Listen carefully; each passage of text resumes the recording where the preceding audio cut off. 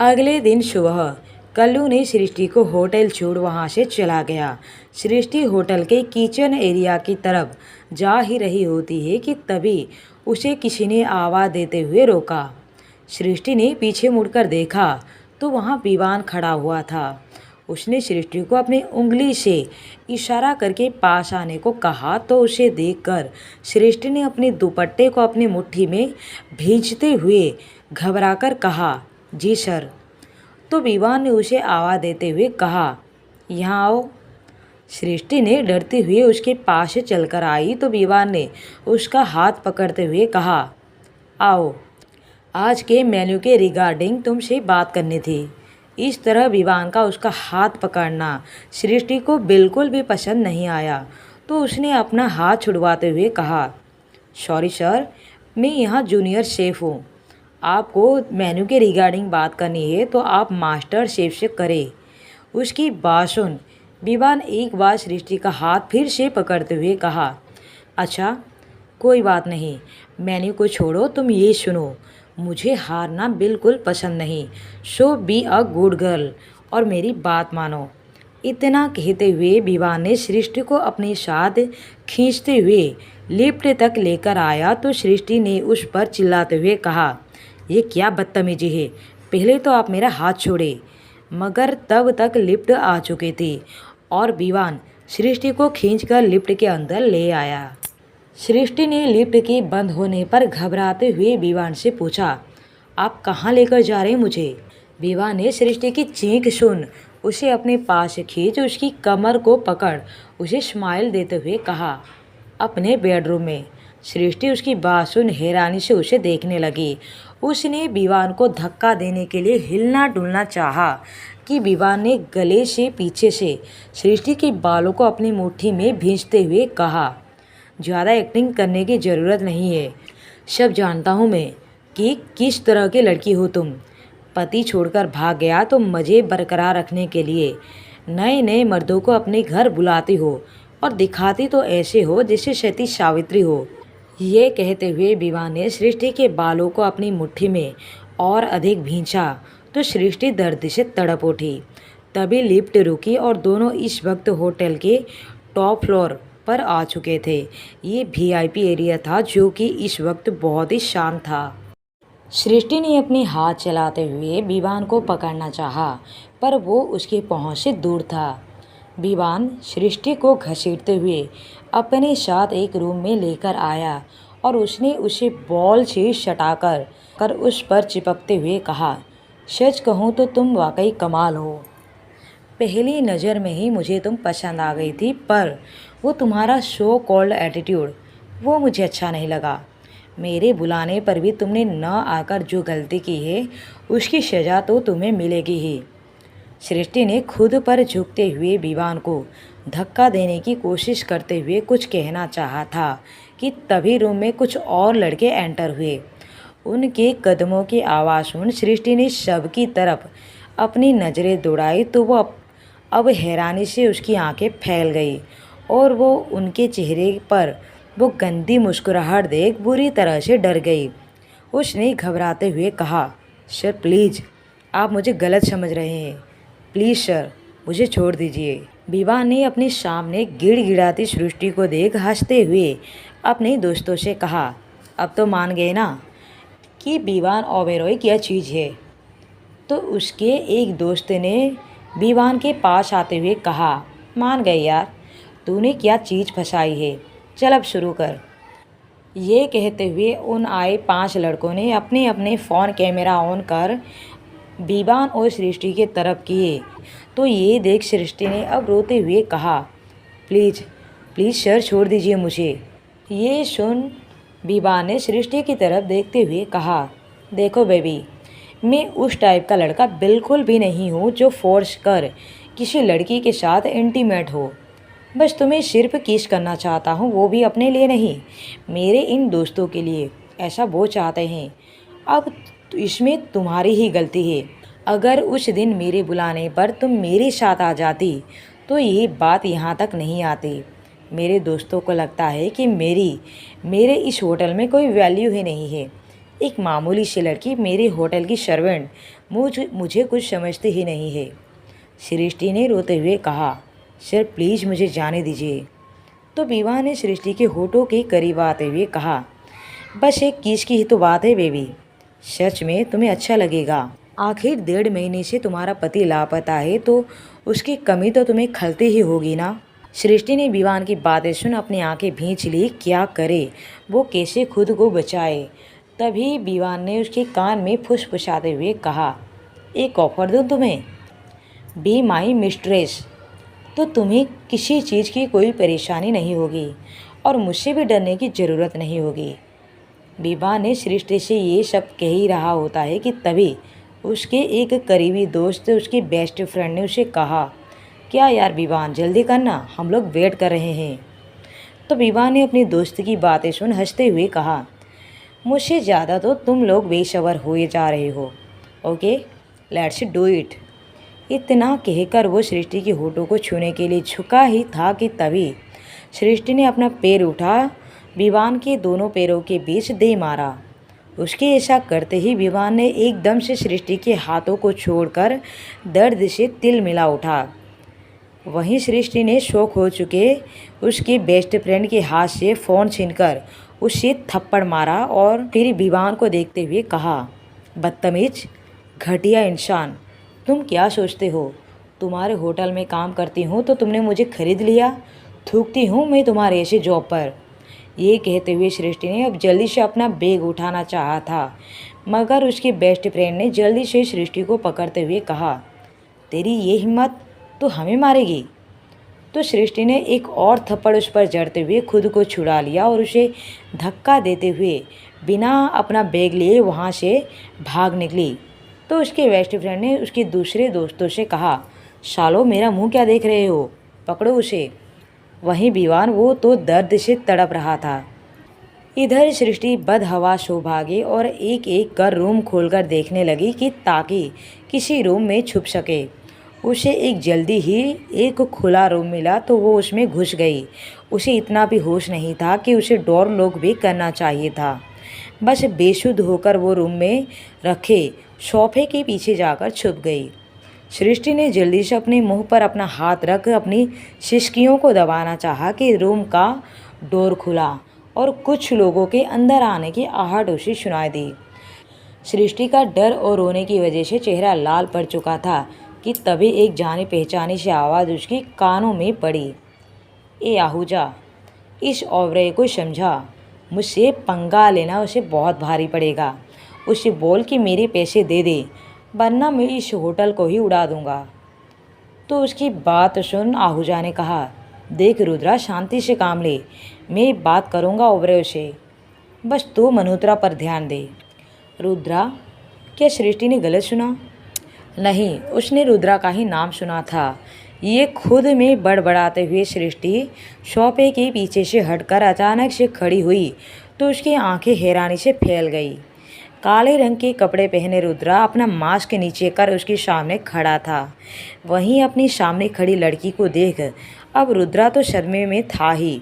दिसंबर के महीने में सृष्टि का पसीने से लथपथ इस रूम में देख रुद्रा तो हैरान था, पर उसके साथ खड़े बाकी सबका भी यही हाल था, साथ में दिगंबर आहूजा का भी।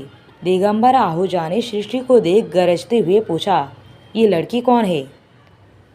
तो रुद्रा ने दिगंबर आहूजा पर चिल्लाते हुए कहा, ए आहूजा, आवाज़ नीची।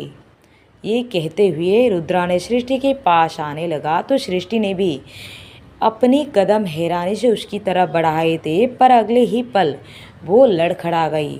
रुद्रा ने झट से आगे बढ़ उसे अपनी बाहों में ले संभाला तो सृष्टि उसकी बाहों में झूल अब बेहोश होने लगी। सृष्टि रुद्रा की बाहों में थी, उसकी आंखें धीरे धीरे बंद हो रही थी। सामने आए इस चेहरे को वो ठीक से देखना चाहती थी, इसलिए उसने बड़ी मुश्किल से अपना हाथ बढ़ाकर रुद्रा की ठुड्डी से उसका मास्क खिसकाकर उसके गले तक किया तो सृष्टि की आंखों में आंसू भर आए और इसी के साथ अब वो पूरी तरह से अपना होश खोकर बेहोश हो गई। वहीं रुद्रा, वो तो इस तरह सृष्टि को अपने सामने देखकर हैरान था। वो सृष्टि को अपनी गोद में उठाकर बाहर ले जाने लगा कि तभी आहूजा ने कहा, पागल हो गए हो क्या? कहाँ ले जा रहे हो इसे? ये जिंदा है ठीक है, ये फिलहाल बेहोश है, इसे यहीं छोड़ दो। रुद्रा का जैसे माथा ठनका और वो रुक गया। उसने पीछे मुड़कर आहूजा को देखते हुए बोला, ए आहूजा चुप कर, अगर एक भी शब्द और बोला तो तेरे मुंह से जुबान खींच लूँगा। रुद्रा सृष्टि को अपने गोद में लिए हुए पार्किंग में कार के पास पहुंचा तो वहां कार से टिक कर खड़े छोटे ने उन दोनों को देखते हुए पूछा, रुद्रा ये भाभी? वहीं रुद्रा ने छोटे से कहा, जल्दी गेट खोल। छोटे ने गेट खोला तो रुद्रा ने सृष्टि को कार में बैठाया और जल्दी से ड्राइविंग सीट की तरफ भागा। छोटे ने उसे देख जल्दी से पीछे जाकर बैठ गया और उसने रुद्रा से कहा, क्या हुआ भाभी को? अभी कुछ देर पहले तो ये ठीक थी, होटल के अंदर आई थी, फिर क्या हुआ इन्हें? रुद्रा ने अभी छोटे की बात का कोई जवाब नहीं दिया और सृष्टि के करीब आते हुए उसकी गाल पर थपकी देकर कहा, उठो सृष्टि, सृष्टि उठो, मेरी जान उठो प्लीज़। छोटे ने सृष्टि को देखते हुए कहा, भाई तू गाड़ी हॉस्पिटल के लिए ले ले। रुद्रा ने उसे देख हाँ में सिर हिलाया और सृष्टि का सीट बेल्ट लगाकर जल्दी से सृष्टि को देखते हुए कार स्टार्ट की। कुछ ही देर में दोनों रुद्रा और छोटे सृष्टि को हॉस्पिटल लेकर गए। अंदर डॉक्टर सृष्टि का चेकअप कर रही थी और बाहर रुद्रा की जान जैसे उसकी हलक में अटकी हुई थी। रुद्रा ने परेशान होते हुए छोटे से कहा, छोटे ये डॉक्टर इतना टाइम क्यों लगा रही है? तो छोटे ने उसे संभालते हुए कहा, रुद्रा शांत हो जा, थोड़ा सब्र कर। तो रुद्रा ने खिसियाते हुए कहा, वही तो नहीं हो रहा यार। कि तभी डॉक्टर निकलकर बाहर आई और उसने रुद्रा और छोटे को देखते हुए पूछा, पेशेंट के साथ कौन है? तो उसकी आवाज़ सुनते ही रुद्रा ने जल्दी से कहा, जी मैं हूँ। डॉक्टर ने रुद्रा को देखते हुए पूछा, आप पेशेंट के कौन हैं? तो रुद्रा ने धीरे से कहा, डॉक्टर वो मेरी बीवी है।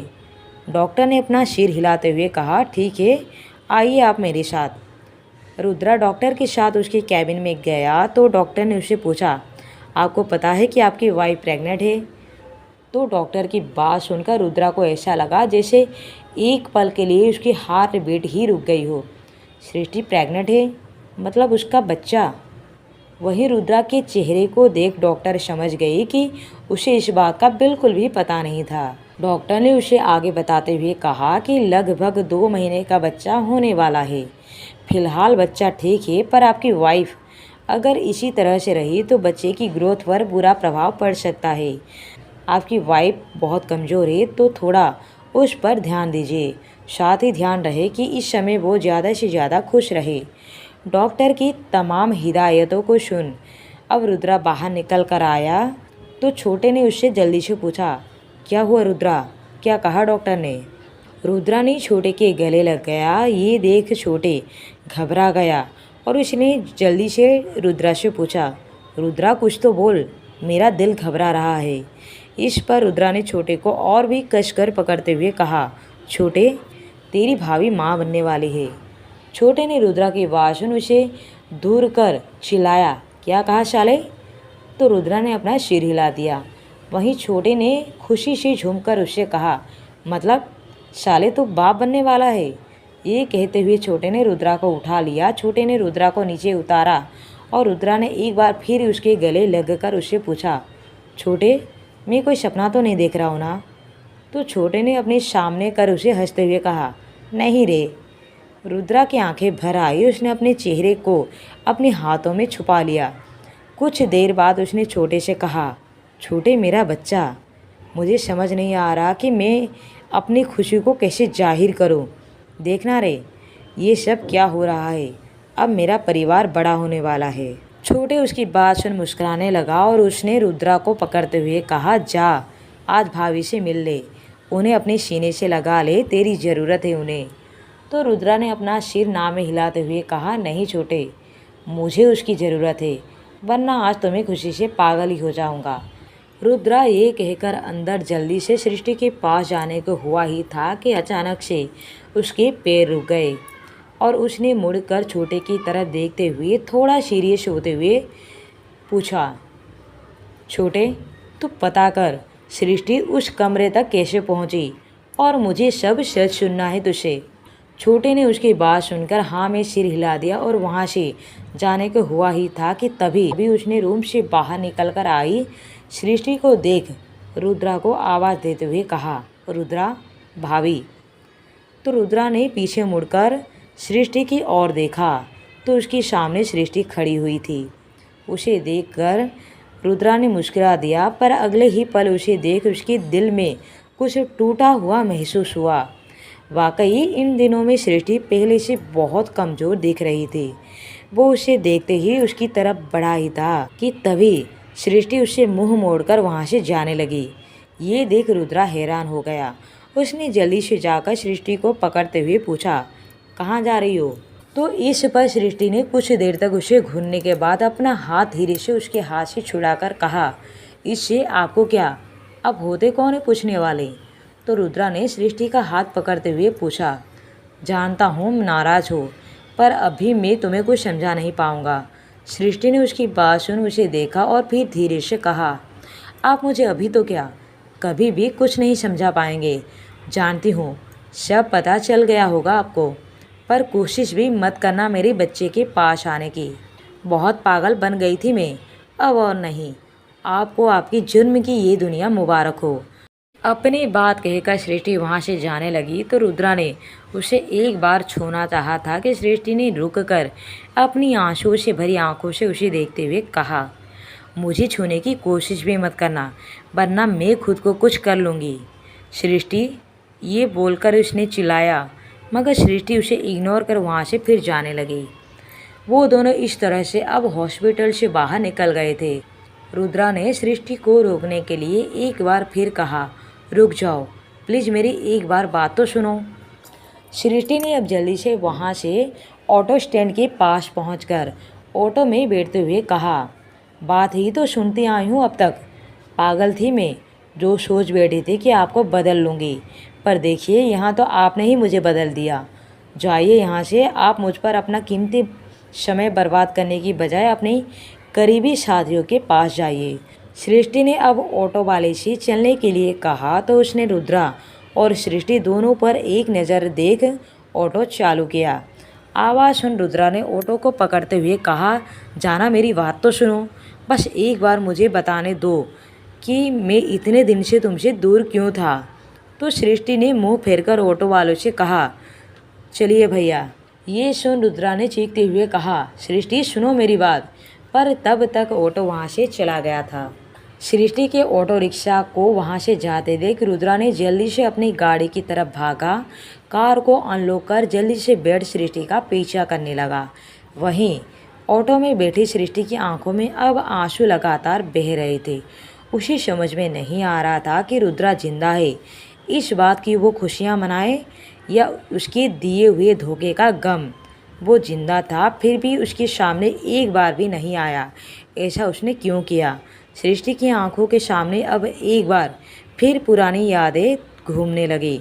वो रुद्रा का उसके साथ ज़बरदस्ती शादी करना, उसके पापा को जलील करना, उसको तकलीफ़ देना, सब कुछ। सृष्टि सोच में गुम थी कि तभी ऑटो वाले ने उसके सामने पूछा, अरे मैडम बताइए तो सही कि आपको जाना कहाँ है। उसकी आवाज़ सुनकर सृष्टि होश में आई और उसने ऑटो वाले से कहा, जवाहर नगर ले चलिए। सृष्टि का मन अब अपार्टमेंट में वापस जाने का बिल्कुल भी नहीं था, इसलिए वो अपने पापा के घर जाना चाहती थी। ऑटो वाले ने जवाहर नगर के लिए मुड़ा ही था कि तभी बीच में खड़ी स्कॉर्पियो की वजह से रुक गया। सृष्टि ने इस तरह से ऑटो रिक्शा रुकने पर सामने देखा तो रुद्रा फिर से अपना चेहरा मास्क से कवर किए हुए उसके पास ही चला आ रहा था और उसने उसके करीब आकर एक झटके में सृष्टि को ऑटो से बाहर खींच लिया। सृष्टि कुछ कह पाती उससे पहले ही उसने सृष्टि को अपने कंधे पर उठा लिया था कि तभी ऑटो वाले ने उसे रोकने की कोशिश करते हुए कहा, अरे भाऊ, मैडम को कहाँ ले जा रहे हो? वहीं सृष्टि ने रुद्रा पर चिल्लाते हुए कहा, छोड़िए, कहाँ ले जा रहे मुझे? तो रुद्रा ने सब कुछ इग्नोर कर सृष्टि को अपने गाड़ी का गेट खोल आराम से बिठाया।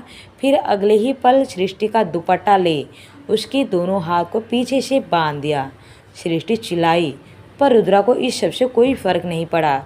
वो अब जाकर ड्राइविंग सीट पर बैठ गया। सृष्टि ने रुद्रा पर गुस्से से भड़कते हुए कहा, ये क्या हरकत है, क्यों करे ये सब? तो रुद्रा ने कार स्टार्ट करते हुए कहा, करना पड़ा क्योंकि तुम कुछ सुनना ही नहीं चाहती। तो सृष्टि ने भी उस पर गुस्सा दिखाते हुए कहा, हाँ तो क्यों सुनूं, क्यों मैं सुनूं आपका एक और झूठ? रुद्रा ने सृष्टि को एक नज़र देखते हुए कहा, मैं झूठ बोलूँगा तुमसे?